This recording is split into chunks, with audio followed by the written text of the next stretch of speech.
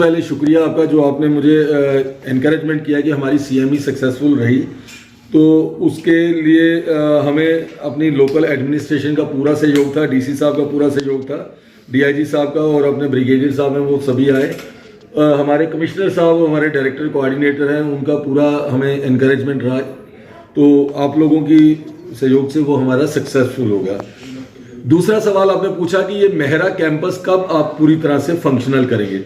तो मैं सबसे पहले आपको ये बता दूं कि हमारे commissioner secretary Shri Bhupendra Kumar ji IAS officer हैं, उनका राजौरी के प्रति पहला जो प्रायोरिटी उन्होंने मुझे बताया, और मुझे लगता है कि शायद जिस पर्पस के लिए उन्होंने मुझे यहाँ भेजा है, उनकी पहली प्रायोरिटी थी कि आप जाइए और अपना मेहरा को पूरी तरह से फंक्शनल कीजिए।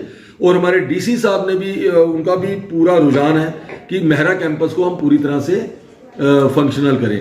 तो उसको फंक्शनल करने में एक सबसे बड़ा हर्डल जो मैंने 3-3.5 महीने हो गए तो मुझे था देखा कि वहाँ पे जो डेडिकेटेड इलेक्ट्रिकल पावर सप्लाई थी वो वहाँ उस कैंपस में नहीं थी, जिसकी वजह से हमारे स्टाफ को वहाँ पे 2 घंटे की बिजली आती थी, 2 घंटे में कट रहता था। तो जब मैंने आके यहाँ पे शिफ्टिंग का काम लिया, तो जब मुझे यहाँ बेसिक प्रॉब्लम हुई तो मैंने शिफ्टिंग का काम रोका।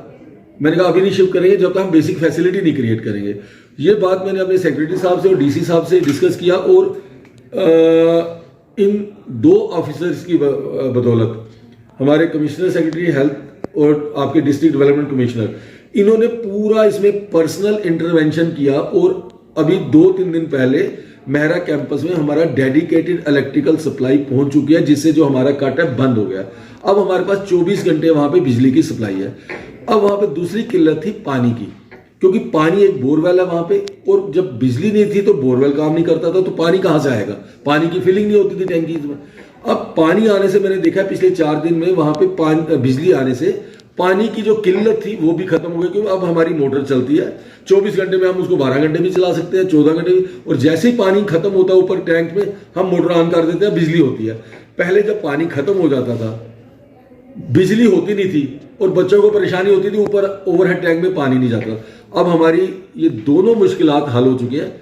और मैं आपको बताऊं कि प्रिंसिपल ऑफिस और मैं खुद अगले 5 या 6 दिन में शिफ्ट हो जाऊंगा। सबसे पहले प्रिंसिपल शिफ्ट होगा, और उसके साथ ही जब मैं शिफ्ट हो जाऊंगा तो हम ऑटोमेटिकली हम बाकी, जब दूल्हा चला जाएगा तो बारात को तो आना ही है, तो मैं सबसे पहले प्रिंसिपल जाएगा वहां पे। हालांकि अभी हमारा प्रिंसिपल का क्वार्टर वहां तैयार नहीं हुआ है, तैयार नहीं हो कि लास्ट 2 साल पहले वो वहां पे क्लाउड बर्स्ट टाइप सिचुएशन हुई थी, जिससे फ्रंट वाल बह गई थी, बाउंड्री वाल बह गई थी, और हमारा जो प्रिंसिपल ऑफिस है वो कंप्लीट नहीं हुआ, जो उसकी कनेक्टिंग रोड है वो भी बह गई थी। अब प्रिंसिपल ऑफिस जाने के लिए वहां कनेक्शन नहीं है, तो प्रिंसिपल ऑफिस ना भी होगा तो मैं हॉस्टल में शिफ्ट करूंगा।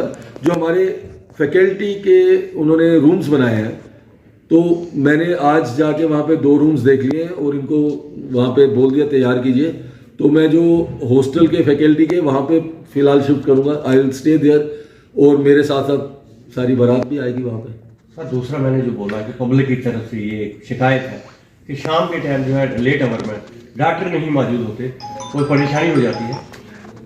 देखिए, डॉक्टर मौजूद होता है, जूनियर डॉक्टर होता है, जब वो कॉल करता है सीनियर डॉक्टर को, तो सीनियर डॉक्टर रहता है कहीं दूर, तो उसको आने में आधा घंटा 1 घंटा लग जाता है।